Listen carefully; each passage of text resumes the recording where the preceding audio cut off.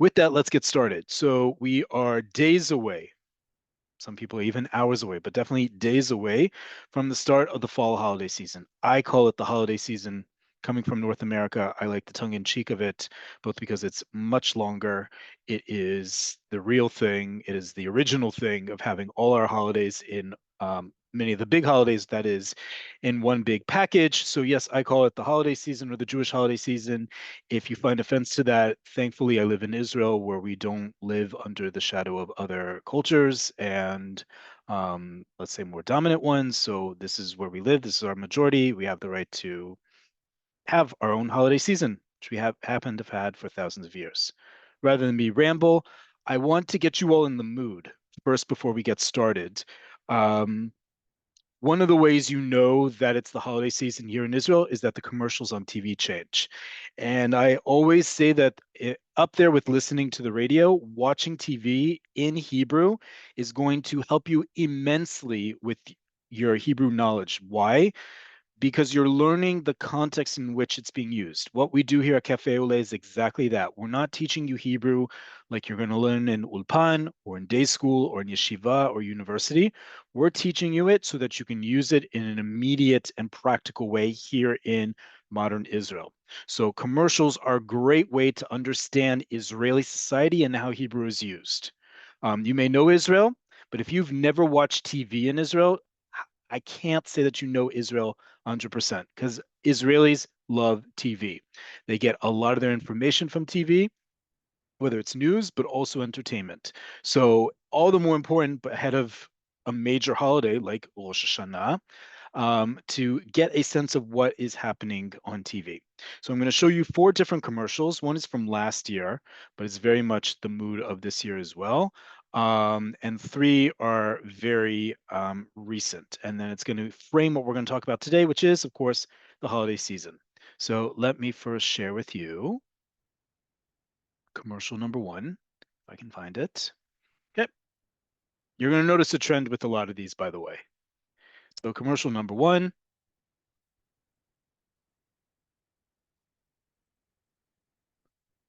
Even if, by the way, even if you don't understand everything, and I'm going to translate as much as possible to not spoil it, just watch, keep in mind the sounds, the visuals, what this commercial is telling you when I'm also telling you it's for the holiday season. So look at what we call the holiday season here in Israel and how it's defined. אם יש לכם בבית נעמן, אז ברור שיש לכם גם ורדינון, מבצע של פעם בשנה בנעמן. קונים ב-400 שקלים ומשלמים 200 שקלים בלבד על מגוון פריטי הקולקציה החדשה. חג שמח! Okay, so what did you get? First off, hopefully you got the sense of family and most importantly, food. And what are they selling here? Naaman is a line of cooking ware, and Valdinon is a line of bedding. So they're saying what better way to celebrate the holiday with Naaman than new sheets as well, right? Watch it again.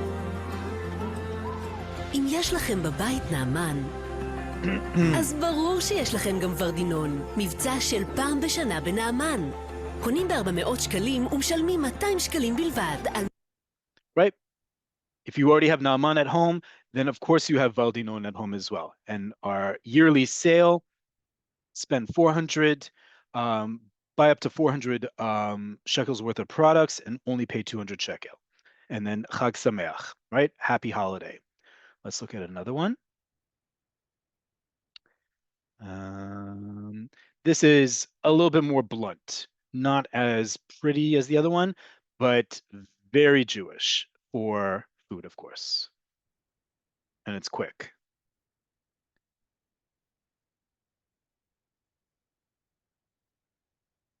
וחסכת בחגיך.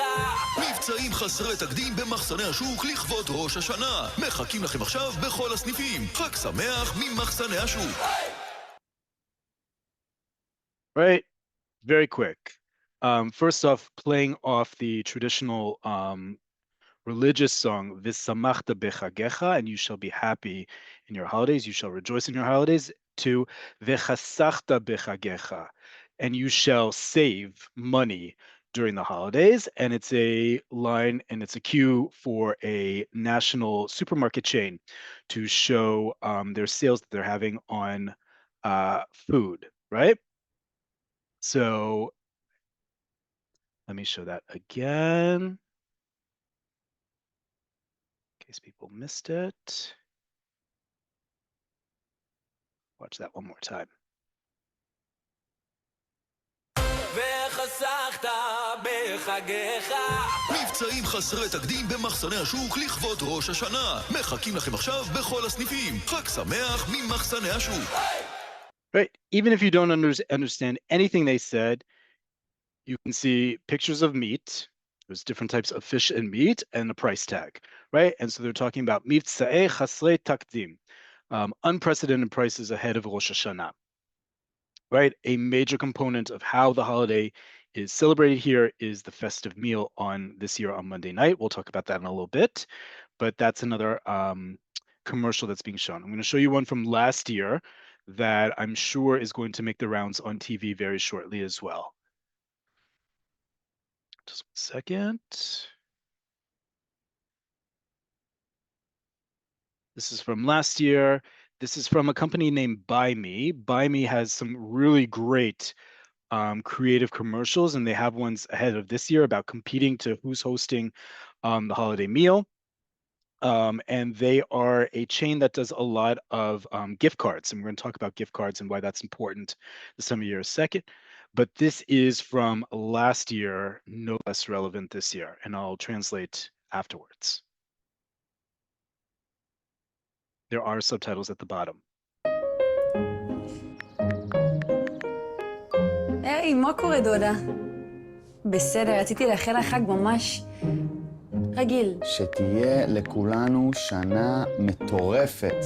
לא. שתהיה שתהיה לך שנה ממש בסדר גמור. שנה מלאה במשהו. שנה משעממת? זה בסדר שקשה למצוא את המילים. פשוט תאכלו שנה טובה. ביי מי. Right? This commercial came out last year and it ends, it's talking about how difficult it is to wish someone a happy new year, right? With everything going on.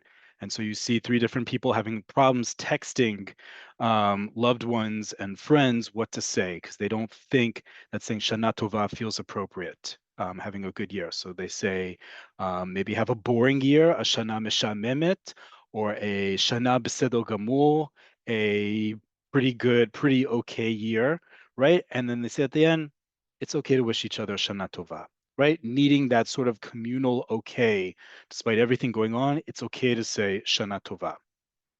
And then finally, another commercial. This is from a nonprofit that works here in Israel. I'll try to explain it to you, but basically the organization is called Latet. And Latet is one of the many food banks here in Israel, providing food for the needy. That should be enough to understand without understanding anything else. Okay, just a second. Pull that up.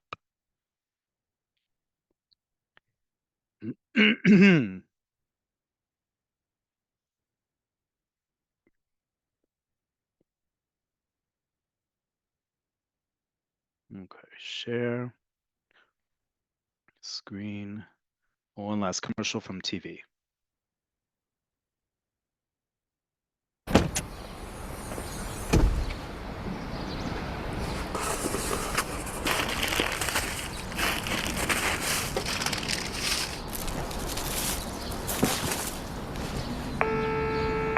אוריקי, היי, מה? באו לעזור לי עם הקניות. אני למטה. טוב, אנחנו באים. יחד, הנתינה שלנו היא הרבה מעבר לאוכל. היא מסייעת ליצירת מציאות טובה יותר. לתרומת ארוחת חג, היכנסו לאתר לתת, או חגגו כוכבית 6833. One of the many things you'll find in Israel ahead of the major holidays like Rosh Hashanah and Pesach in the spring is you'll be getting a lot of calls a lot of SMSs and a lot of messages like that of trying to help other people in Israeli society. As the levels of poverty have reached higher levels, there's a lot of need that isn't addressed by anyone else other than nonprofits. And so what do you see in this commercial? A mother who has a big box of donated fruit from Latet in her car.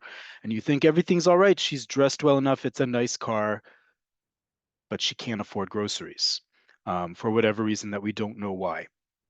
And so she calls her son, Oleh, can you come down and help me with the groceries? And she calls them groceries. And you see her putting the food from the Latte donation box into plastic bags because she doesn't want her son to know that they need to live on donations. And the announcer, the narrator says, helping Latte gives much more than food. It's giving a new reality and new help to many people around Israel. And so then it ends with their hotline number to give a donation ahead of the holiday so that others can eat. Right? That is a pretty good scan of commercials getting ready for the holiday. Other ones that we'll see a lot, especially when it comes to gift giving, and I mentioned this last week, are things like for perfume and chocolate. That may feel odd, but when we talk about gifts in a little bit, you'll understand a little bit more. But that's sort of an introduction to today's class, which is everything you need to know about how to celebrate the holiday season here in modern Israel. Some of the greetings we use, some of the words that come from this season that we use all year round, and a preview to Wednesday's class where we're going to talk about small talk around the dinner table, inviting people over for a meal, finding out what other people's plans are, because it's also about making our language come alive and understanding the context in which you're using it, not just me talking to you and reading off a spreadsheet. With that, let's get started. With the spreadsheet, here we go. Okay, so for those of you who've joined me in the past or have seen our class on Pesach, you know that I introduce how Pesach is celebrated, aka Passover here in Israel, through the words that come from the holiday that we use all year round. And so I'm going to do that also a little bit with the upcoming several weeks ahead of us, because we do have words that we use all year round that are anchored from this time of year. The first one is cheshbon nefesh. Cheshbon nefesh is sorry, just 1 second, folks. Sorry, just 1 second.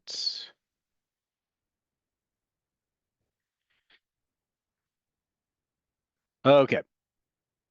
Cheshbon nefesh. Cheshbon nefesh is literally means an account of one's soul. Cheshbon is an account, as in like a cheshbon bank, your bank account. And nefesh, soul. Nefesh b'nefesh, exactly what you think of the term, right? Cheshbon nefesh is what we use to talk about an account of one's actions, as I wrote here, in order to make amends and or do better in the future. You'll see that a lot in the news, where one person will ask that another person or hopes or demands that the other person does cheshbon nefesh, right? Meaning that they take account for what they did. They think about it and they say publicly, I did something wrong. I'm going to change in the future. Right? We think about that this time of year, especially towards Yom Kippurim, where we ask for forgiveness from each other and from God. We use this term all year round, however, cheshbon nefesh, this idea of taking account of what we've done ourselves. Another term you'll hear a lot. The original version of it is Nora ve'ayom. Nora ve'ayom comes from the liturgy that's used during the high holy days, from Rosh Hashanah and Yom Kippurim, from the Piyut, the religious poem called Unetan Tokef. And this is a very powerful term that you hear in that, the first line of that Piyut. And we use it in modern day Hebrew. Usually we flip around the order of the words and we say Ayom Ve'Nora. Wow, הסרט הזה היה איום ונורא. That film was terrible, was absolutely terrible. I wrote here awfully terrible. If you want to overemphasize something being awful, terrible, bad, ayom v'nora, right? That may not be the original meaning in the Piyut, but that's how it's used in modern Hebrew, ayom v'nora. Okay? We talked about blessings, wishes, and curses last year. Here is a classic Hebrew curse, and it comes directly from our what we're about to read in a few weeks, right? Azazel is the destination to which the scapegoat during the Yom Kippurim services in the temple was sent. Where and what is left for commentary, but in some traditions, Azazel refers to uh, some desolate area, aka hell. So in modern Hebrew, if you say Lech La'azazel, it doesn't mean you're a scapegoat. It's saying you should go to hell. It's the equivalent in Hebrew of saying that, right? Jews' ideas of heaven and hell is a very different topic. We're not getting into that, but the expression used in Hebrew that's equivalent to English, go to hell, but is not the literal translation, is Lech La'azazel. And then finally, Tokef. Tokef is one that we use almost every single day in modern state of Israel, in modern Hebrew. And it comes from that same exact piyut I just referenced, unetane tokef, right? What's the line? Unetane tokef kedushat hayom. And we give sanctity is oftentimes how it's translated, but it really should be translated as we give validity to the holiness of the day, right? Tokef means validity or validation. It's the word that we use. For example, if you're paying by credit card, whether it's online or by phone, they're going to say to you, Tokef. And what they mean by that is your expiration date on your card, i.e., the date, the last day on which your card is valid. When you go to pay on a bus or on a light rail or on the train system, and they ask you to litakif, they're asking you to validate your ticket, whether that's using an app or your Ravkav or a credit card. Tokef means validation or validity, right? Very important word that we use all the time. And for many people, the connotation is immediately there. Unetane tokef. Tokef, we use that word all year round. Also important, as I wrote here in the notes and gender side on the left, always important to read that as well, whether you're reading along with me or you read it after class. The pronunciation, as opposed to most words in modern Hebrew, this one is on the second to last syllable, the penultimate syllable, tokef. If you say it the other way, where the default in modern Hebrew is on the last syllable, tokef, tokef is an attacker. Litkof is to attack. So tokef is someone who attacks. Tokef is validity. An important distinction, but very a small but important distinction. Let's get into the first off, what to expect in the next few weeks if you haven't already. So for many people, not all, some have already been saying this, some people have yet to start, some people have just started the other night, is slichot. Modern Hebrew, folks, I'm going to pronounce it as in modern Hebrew. Whether you say resh, resh, or resh, we are, however, going to pronounce certain letters according to the modern Hebrew standardized role, as we always do. This word in modern Hebrew, and it can be different in your own community and in your bringing up, and that's fine. We're not judging, but this is a class in modern Hebrew. So the term for it is slichot, right? Again, you hear the emphasis on the last syllable, slichot, slichot. Okay? Slichot is a service usually accompanied by musical instruments, very talented singers reciting many of the piyutim, religious poems and hymns that we're going to recite during the high holiday season to get you ready for it. Some communities start it the whole month before Rosh Hashanah. Some do it the week before. Everyone has different traditions, but many synagogues and community centers will have concerts for these. Many of them were held here in Tel Aviv, for example, Saturday night.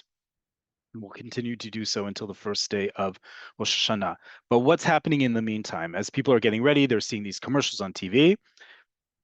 Many organizations, many companies, many communities will have a haramat kosit 2 times of the year where people will come together who otherwise don't normally see each other or celebrate with each other to give a haramat kosit. The first one happens next week, Rosh Hashanah. The second one is in the spring, Pesach. 2 times of the year, big, big holidays. And usually the week before, companies, organizations, communities will invite their staff, invite community members for a haramat kosit. And this we talked about the other week, right? When we talked about blessings, wishes, and curses. Leharim is to raise someone or something up, and a kos is a cup. So haramat kosit, a toast, to give a toast, to raise a glass in the context of giving a toast. Okay? The high holy days or days of awe, in Hebrew, yamim noraim.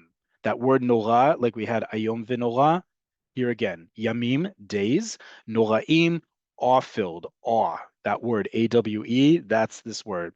Nora in modern Hebrew can also mean awful, both good and bad. Ze nora ta'im, it's awfully tasty.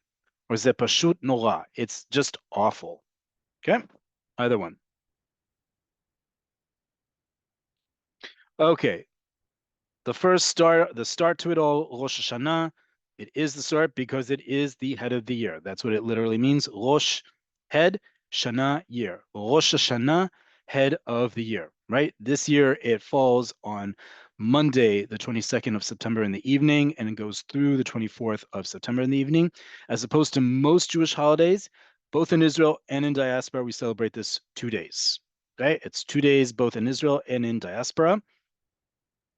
We talked about this last week, that this is the meal. All those commercials you just saw about the food, whether it was cooking or needing donations or inviting people, whatever it may be, it's all about the meal that takes place on Monday, the 22nd of September in the evening. That's what they're all referring to, whether you're religious or secular or somewhere in the middle where most Israelis are, most Israeli Jews are, excuse me. Rosh Hashanah is very much typified by that festive meal at the start of the holiday, this year falling on Monday evening. Okay. Rosh Hashanah begins the Aseret Yamei Tshuva, right? The 10 days of repentance that fall between Rosh Hashanah and the next big holiday, Yom Kippurim. Listen to how I say it, folks. In Israel, most people will refer to this holiday as Yom Kippurim. In English, we often say Yom Kippur or Yom Kippur for some people. In Hebrew, modern Hebrew, it's pluralized. Kippur is, we often translate as forgiveness. Kippurim, because there's a lot of things we need to be forgiven for, right? Or atonement is another way it's translated. Yom HaKippurim in modern Hebrew. That's how you're going to hear it referred to. We're going to get to how you address people before, during, and after all these holidays in just a bit. I just want to take you through the calendar first of what to expect and some of the other things to expect, like you saw in the commercials. Immediately after Yom Kippurim, immediately, the moment the holiday is out, you're going to all of a sudden see people hurriedly getting ready for the next big holiday, which is Sukkot. And before Sukkot starts, you're going to see people equally getting hurriedly ready for a Shuk Arba'at Haminim. Shuk, you know that word, outdoor market. Arba'at Haminim, the 4 species. These are the etrog, the citron, and the lulav, the 3 different branches that, when brought together, constitute a major part of celebrating Sukkot. In all the major cities in the country, as well as synagogues, will hold a shuk al-bat minim, where people can come and pick out either the individual parts of their 4 species or get sets of them already built. Okay, it's a big deal. You'll see them throughout the country. Even municipalities sponsor them. Here in Tel Aviv, for example, there is one. In Jerusalem, there's one, in addition to small ones that synagogues will oftentimes put on. Okay. The third big holiday that starts, Sukkot, starts on the evening of the 6th of October, okay, and goes through the 13th of October. The first day of Sukkot is what we call Chag, or Yom Tov. That's the equivalent of 2 days in diaspora. And the intermediary days, this often says in calendars, the intermediate days of Sukkot, in Hebrew are called Chol HaMoed. Chol HaMoed, and that is between the 7th of October in the evening through the 13th of October in the evening when the holiday goes out. And in Israel, remember that we combine the holidays of Shmini Atzeret and Simchat Torah into one day. It's only one day that begins the evening of October 13th through the 14th of October, and then the holiday season is done, right? 4 big holidays all mushed together. that is the more or less the timing of them and how we say them. Remember again, 2 days of Rosh Hashanah, just like in diaspora here in Israel. For Sukkot, only the first day is Chag. It has the status of a religious holiday and everything that comes with it. Everything else is Chol HaMoed. And then we mush together Shmini Atzeret and Simchat Torah as one holiday, not two holidays. One holiday in Israel. Right? Often is the tradition in many Jewish communities here in Israel as well, at the end of Shmini Atzeret Simchat Torah, to hold a second round of Hakafot. Those are those processions with the Torah that you do on Simchat Torah. It's often called Hakafot Shniot, and that's often, again, put on by municipalities as well as individual synagogues, and that will be the 14th of October in the evening. And then something very important we'll talk about as well, Acharei Chagim, is the term Acharei Chagim. And this is a very important cultural distinction between Israelis and many other communities, particularly those of you from other more Western countries. Acharei Chagim literally means after the holidays. And you see how long this holiday season is. And people right now at work are getting hurriedly ready to be out of the office for long periods of time. Some people take off the entire period. Some people take off a few days and others. Other companies give bridge days, Yemei Gesher, when so as to have longer holidays and fewer in and out situations. So there's a term called Acharei Chagim. For example, you'll hear people say, Bo nipagesh acharei hachagim. Let's meet up after the holidays. This is the only time.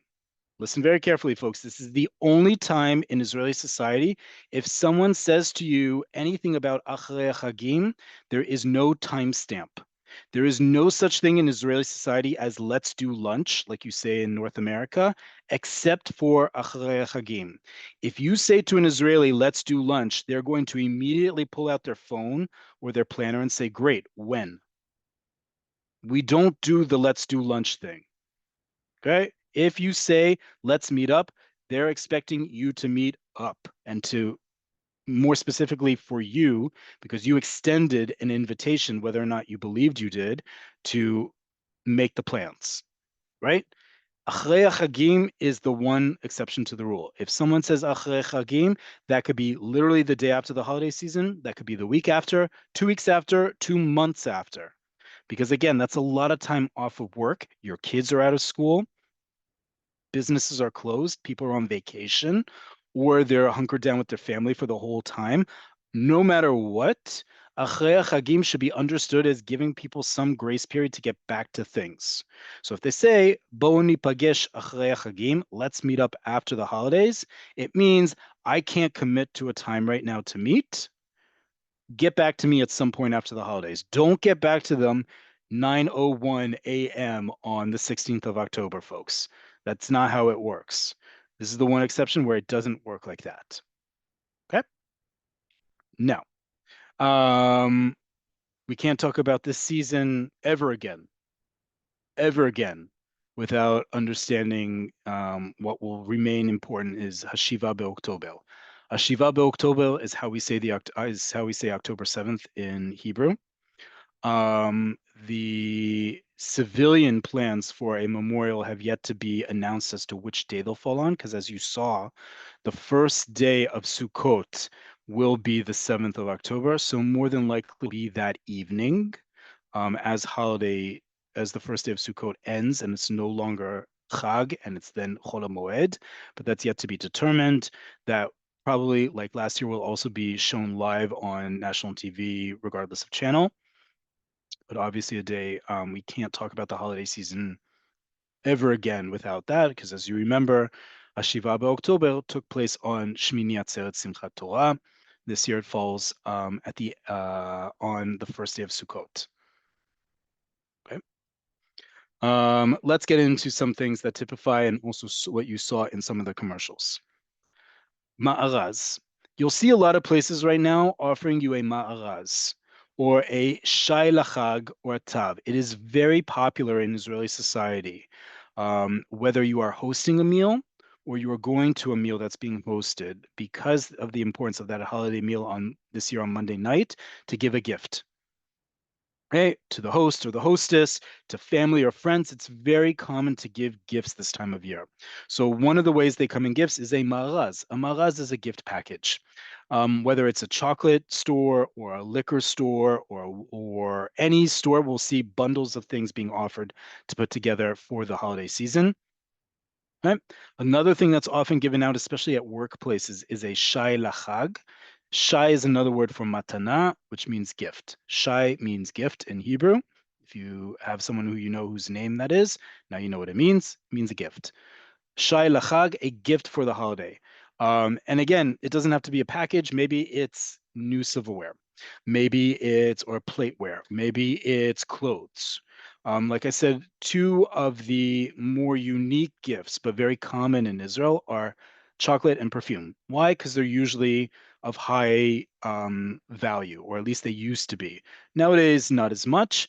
I would highly suggest whether you are going to a family or friends for Monday dinner and they're hosting, do not bring a gift of perfume unless they explicitly ask for it. Because if the person has been cooking for hours and days to get ready for Monday night and you show up with a bottle of perfume, that makes it sound like I'm expecting your place to not smell the best, and much less you. Don't follow the commercials on that one, folks. Don't bring perfume. Likewise, chocolate, you don't know what they're cooking, you don't know what their things are. The easiest thing to bring to any holiday meal is a bottle of wine. Israelis don't drink the way that many other people in Western societies do, but a bottle of wine is always appreciated. Flowers is a good runner-up if you don't know what to bring. Okay. Many companies will either give to their staff, to their employees, either a shai lachag, an actual gift, or they'll simply give them a tav. There are some very famous ones. You saw that commercial for Buy Me. That's an online one. There's also Tav Zahav, a very classic one that is often used for example, at supermarkets, but it can also be used in a whole variety of chain stores in Israel. A Tav is simply a gift card in this context. Okay. The rest of this um, sheet, which I'm not going to go into here, we're going to talk about on Wednesday in our conversation class, gets into situations like if I'm buying things. So it's a good review of words that you need for buying things in a store, asking for help, and then getting into making plans. And the rest of this is all vocabulary for making plans. I'm going to give you already an initial spoiler for those of you who join us for Cafe Oleh Conversations, which is off the record, small group conversations based on your current proficiency level.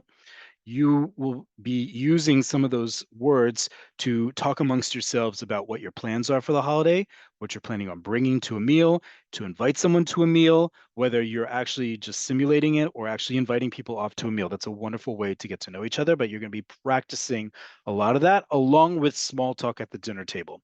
So what you just saw was a preview of what you're going to be using in Wednesday's conversation. If you're not yet signed up for Cafe Oleh Conversations after class, go to the Nefesh B'Nefesh website and sign up. And you'll get all those prompts within 24 hours of Wednesday's class, 8 p.m. live on Zoom here as well. Okay. I do want to show you, however, a very important part before I break for questions, which is common holiday greetings, right? Last week we talked about blessings, wishes, and curses, and that definitely fits into what you're seeing here. But we're going to review some of them as well because they are holiday specific and, more importantly, time and person specific. What do I mean by that? Let's look. First off, one you've heard me say, you'll hear people continually say for some time now, is Besorot Tovot. Besorot Tovot, like we learned the other week, means maybe only have good news or good tidings. If we're talking about a holiday season, Besorot really does get translated as tidings. Tidings is simply a piece of news. Okay. Besorot Tovot, when you wish someone, it means that maybe we have quieter or happier times ahead. Okay. So let's talk the classic things you wish. Shana Tova. Shana Tova means may you have a good year. It literally translates to a good year, but it's implied may you have a good year or happy new year. Right? Another way to translate it. When do we say this? We say this, as you see on the notes, 2 weeks before Rosh Hashanah and up to 3 to 4 days before Yom Kippurim to anyone. you will hear Jews and non-Jews wish each other Shana Tova. Okay, that's a very important distinction in Israeli society. Non-Jews will wish Jews Shana Tova and vice versa, even though it's not their Shana Chadasha, it's not their Rosh Hashanah. Everyone in Israeli society, regardless of ethnicity and religion, is wished a Shana Tova. Okay. Now that we've gone, that's the most universal thing to say, starting last week and certainly this week, and up until and right after Rosh Hashanah, Shana Tova. Okay. The next thing we say is Gmar Chatima Tova. Gmar Chatima Tova. Gmar means the completion, the ending. Chatima in modern Hebrew is signing, right? The idea of inscribing in the book of life. May you have a good completion to your inscribing, right? May you have a good final sealing, as I wrote here. Okay? Chatima is a signature in modern Hebrew. When do we say this? 2 to 3 days before Yom Kippurim and on Yom Kippurim itself, set across observant levels to Jews. You are not going to wish Gmar Chatima Tova to your non-Jewish neighbor or your non-Jewish employee or your non-Jewish coworker or the person in your grocery store or whomever, okay? You're not going to wish them that. You can wish them a Shana Tova. They might wish you a Gmar Chatima Tova, but it is not appropriate the other way around because it has religious connotation. We don't say that except to Jews, but you can say this to Jews across observance levels. You'll see this inscribed, for example, on the LED signage on buses. You'll see this inscribed a lot of different places throughout the country. But in terms of an actual greeting, you're only going to say it to another Jew. Okay? And then if we go from the biggest, the most universal one, Shana Tova, to the next one down, Gmar Chatima Tova, the next one is even smaller, which is Tzom Kal, or my preferred Tzom Mo'il. Tzom Kal means may you have an easy fast. It literally translates to an easy fast. Tzom Mo'il, a meaningful fast. Okay? Tzom Kal or Tzom Mo'il should only be wished 1 to 2 days before Yom Kippurim and on Yom Kippurim itself, and it should only be wished to Jews who you know for a fact fast. Don't wish it to someone hoping that they're going to fast. That's impolite. Or assuming that someone fasts, also impolite. If you don't know what to wish on people, folks, you can say Gmar Chatima Tova. That's perfectly all right. Tzom Kal and Tzom Mo'il should only be reserved for people you know without a doubt are fasting on Yom Kippurim. Okay? Chag Sameach. Chag Sameach, you heard in the commercial, they wished it before Rosh Hashanah. You can say it now too, and it's okay. You'll really hear it though in the 2 to 3 days leading up to Sukkot. Right when Yom Kippurim is out and we start getting ready for Sukkot, you're going to hear it used then, and you're going to hear it used before Shmini Atzeret Simchat Torah. Chag Sameach, right? This is one of the few times all you have to say is Chag Sameach because it's one of the biblical holidays and it has pilgrimage involved. Chag Sameach is perfectly all right. You don't even have to say Chag Sukkot Sameach. You can just say Chag Sameach. And in the intermediate days, in between the first day of Sukkot and Shmini Atzeret Simchat Torah, you'll hear people wish each other Moadim LaSimcha. You'll hear this everywhere, by the way, folks. You'll hear the change. For example, if you listen to Galgalatz, no matter what they're playing on the radio station, they'll wish you Chag Sameach until the holiday comes in. And the moment the holiday's out, they'll start wishing Moadim LaSimcha. 100%. Okay? And then finally, from the last days of Sukkot until the end of the first week, after the holiday season, remember I talked about Acharei Chagim, you're going to hear one of the following things often being said.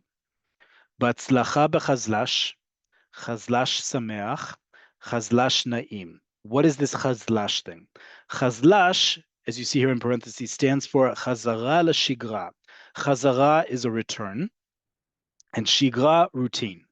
This is an army term that had a lot of importance during Corona, because when at the end of a segel, a lockdown, you would say that we're in chazlash. Chazlash meaning we're going back to routine. Nothing out of the ordinary, just going back to your normal daily life, right? That's what we call chazlash when it comes to the holiday season. It's everything afterwards. No more holidaying, no more big meals, no more days off. We're back to normal, back to business, as it were, right? And so we wish each other a smooth and easy transition from all these days of holidays to getting back to normalcy, to work, to everyday life, whatever it may be. So you can use one of these expressions, batzlacha, good luck, bechazlash, in getting back to work. Chazlash sameach, may you have a happy return to normalcy.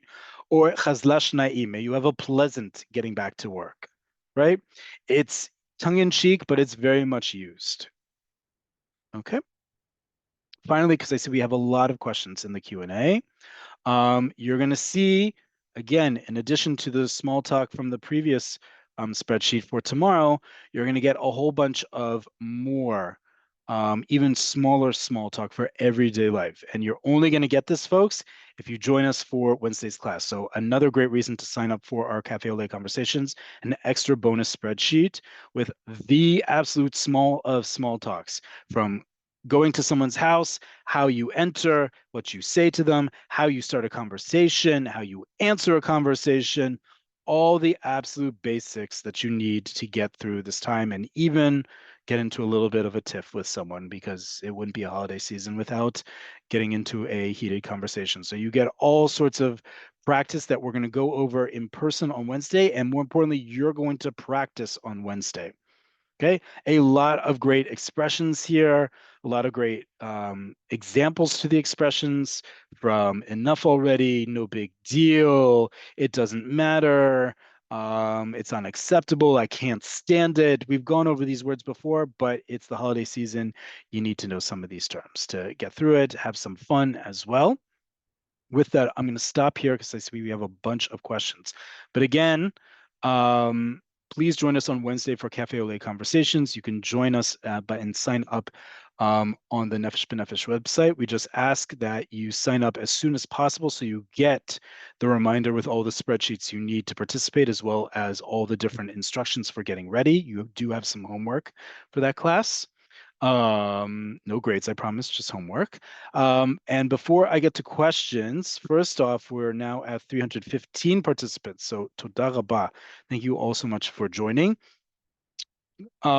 We are going to be obviously also in holiday season mode, which means that we will be back in 2 weeks for Cafe Oleh here on Monday. In 2 weeks from now is the week in between Rosh Hashanah and Yom Kippurim. We will have class. So next week is already the 22nd. And as you saw from our calendar, it is already the first night of Rosh Hashanah. So we will not be joining together here. But the following Monday, we will be back. So 2 weeks from today, I will see you all back here. That's just a bit of housekeeping, and obviously moving from there, tell you the rest of the schedule. But for now, I'm going to answer some questions in the Q&A.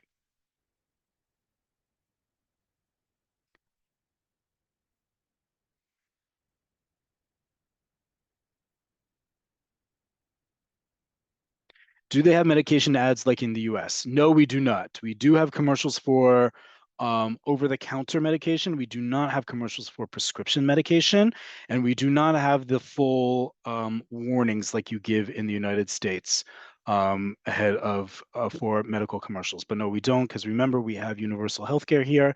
You can choose both brand name and generic medication when it comes to prescription, but we don't have the mechanisms with our healthcare that necessitate having those types of commercials in America. Is it לקחת or לעשות חשבון nefesh? Great question. It's לעשות, to do or to make חשבון nefesh, right? In English, we would say to take account of one's soul. Totally right. In Hebrew, though, it's לעשות, right? It's something that you do for yourself. Great question.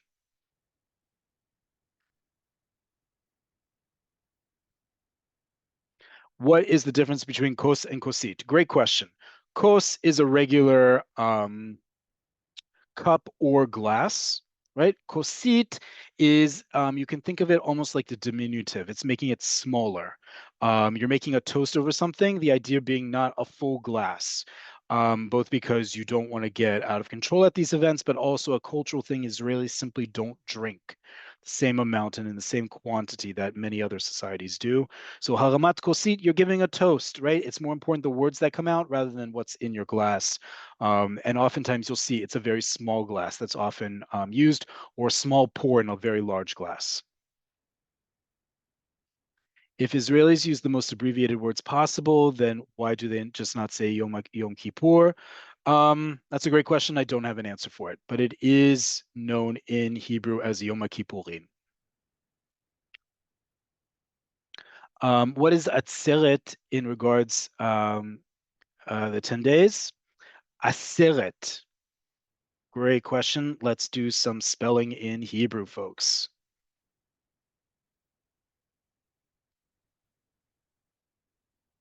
We have the word Aseret Yemei Tshuva. Aseret is the masculine form of the word for the number 10 in the compound noun form. What does that all mean? In Hebrew, when we count, and we've talked about this before in numbers, when we count in the feminine. Chat, shtaim, shalosh, arba, chamesh, shesh, sheva, shmona, tisha, eser are all feminine. Masculine numbers, echad, shnaim, shlosha, arba, chamisha, and so forth, until asara, 10, masculine. Remember, everything is gendered in Hebrew, including the numbers. Aseret Yemei Tshuva, the 10 days of forgiveness or repentance, right? Aseret, asara becomes aseret before another noun, because numbers in Hebrew are treated as nouns. So aseret is the compound noun form or the construct noun form of the word asara. And listen to it, aseret with a sin. That is different than the word atzeret in Shmini Atzeret. Atzeret means a gathering. Okay, coming from the root atzol la'atzol, the verb la'atzol means to stop in place. So the idea is that you have a huge gathering of people who are stopping in place together, i.e., a gathering, right, in one place. Aseret with a s, atzeret with a ts. Okay, aseret sin, atzeret tzadi. Let's go back to questions in the Q&A. Do Israelis usually use the term Simchat Torah or Shmini Atzeret, or do they really use both interchangeably? Great question. Um, Really good question. We usually say Simchat Torah. Shmini Atzeret is known by those who are religiously observant. Simchat Torah is known by everyone. And that has to do a lot with how, for example, the idea of hakafot, the perceptions with the Torah, are done a lot in schools. So people grow up doing it. They're doing it in communities. Like I said, municipalities often sponsor a second round of hakafot shniot. So Simchat Torah is usually the term that everyone's going to know. Shmini Atzeret, if you're more observant. Great question. I realize that we talk about the October 7th as the anniversary of the attack, but I still think of Shmini Atzeret as the Yom HaZikaron of everyone who died on October 7th. Is there a culturally and religiously acceptable way to remember those who were lost in the midst of happiness of Shmini Atzeret? Can you say special prayers during Yizkor? If you have an answer for that, you've solved a challenge for 9.5 million people. We have not yet mourned properly or in any official capacity, much less standardized how we're going to mourn for years to come. So the answer is no. There is no, and is there a culturally, religiously acceptable way? If you make it up and other people accept it, kol hakavod, as we learned the other day, good job. We haven't figured it out yet. So far, we've had 2 memorial services, one done by the families and one by the government. This year, there will only be one done by the families. We have yet to figure out what to do. Short answer. What can you send to family in Israel for Rosh Hashanah if you're not going to be there to share the holiday? Any suggestions? Great question. You can look up, for example, this company Buy Me, which gives a tav, a gift card that people can use. There are flower companies that do deliver, florists that deliver from abroad orders. You can simply look online and do that. A very famous company is called Zer for You. It's a play on words. Zer is a bouquet of flowers. So Zer for You sounds like there for you within a Hebrew accent. It's very cute. ZER, the number 4, u.co.il. Other than that, there's lots of gift giving, but not very common. Also, you want to think of things that can be delivered within Israel. So a gift card is great, flowers. Um, I'm trying to think of other things off the top of my head, depending on where they're from. Certainly, liquor stores deliver. If you can find a way to use Wolt, which is our preferred delivery app from abroad to deliver here, that also works. Okay. I've heard October 7th referred to as a Shvi'i be'October rather than a Shiva be'October, which is correct. Great question. We've talked about numbers before and dates and times. In Hebrew, the proper way to say a day is to use the masculine form of the number followed by the preposition be and then the date. So for example, Tisha B'Av, the 9th of Av, right? An annual religious fast day. Tisha B'Av. So by the same formula, we say Hashiva be'October, the 7th of October. Now, yes, we do have ordinal numbers in Hebrew, like Shvi'i, the 7th, but the proper way to say a date in Hebrew is Hashiva be'October.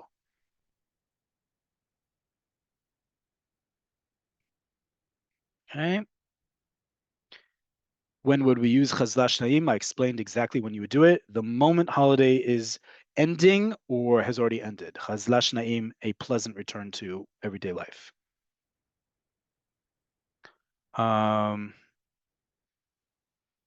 Please tell how to respond to the various greetings and blessings. Besorot tovot. For example, you can simply say the same thing back to people. You can say gam lecha. We actually talked about this the other week. Great reminder to review last week's class about how to reply to things. Amen.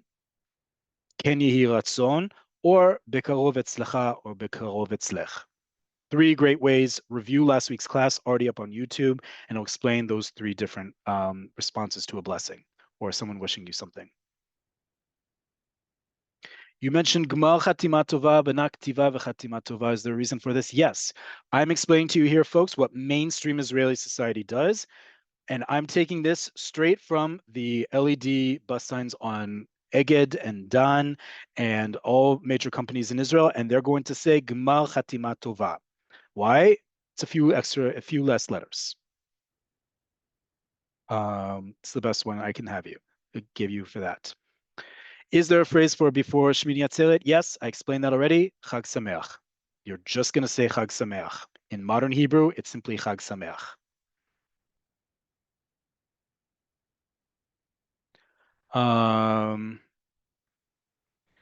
Is the response to Moadim L'Simcha the same or Chagim Uzmanim B'Sason? That is a religiously observant way to say it. I'm telling you mainstream society. Mainstream society, you can simply just wish Moadim L'Simcha, and the other person may say Toda or not say anything at all.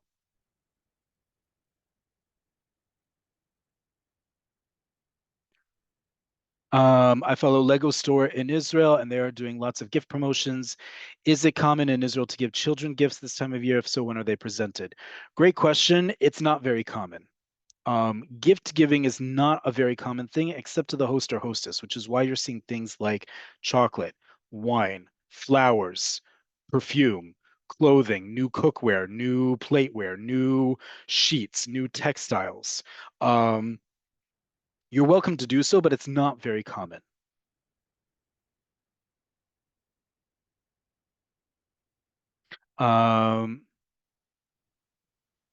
If you know someone observes Yom Kippurim in some way, but don't know if they fast, is it insulting to say Yom Mo'il? It's not. Yom Mo'il means may you have a meaningful day. It's just better to say Gmar Chatima Tova. Even if they don't believe in any of it, that's just the common mainstream thing to wish each other. Gmar Chatima Tova.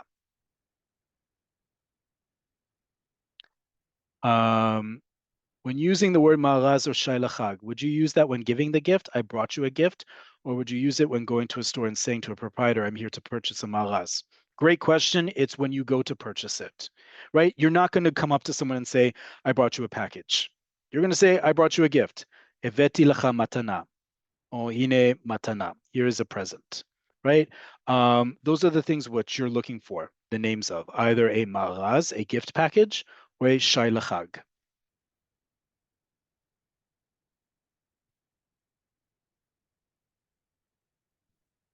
Why should a mother be ashamed to tell her adult son that she cannot afford groceries? You misunderstood that commercial. You didn't listen to the voice of the person on the phone. That was a teenager or a preteen.